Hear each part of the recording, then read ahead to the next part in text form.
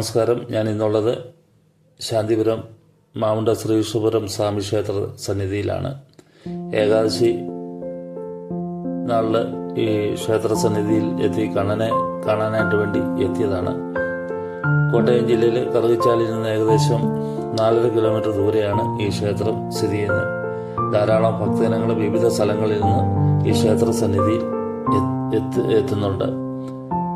ഇന്ന് ഏകാദശി നാളിലെ നിവേദ്യ സമയമായതുകൊണ്ട് ക്ഷേത്രം അടച്ചിൽ ഇട്ടിരിക്കുന്ന സമയത്ത് ക്ഷേത്രമുറ്റത്തൂടെ ഒരു ഉണ്ണിക്കണ്ണൻ ഓടി നടക്കുന്നത് കാണാനായിട്ടാണ്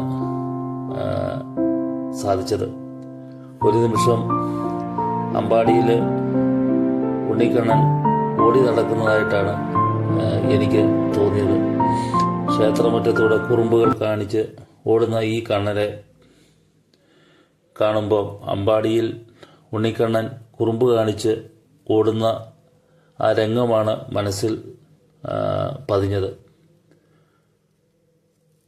ഏകാദശി നാളിൽ ധാരാളം ഭക്തജനങ്ങളാണ് ഈ ക്ഷേത്ര സന്നിധിയിൽ എത്തുന്നത്.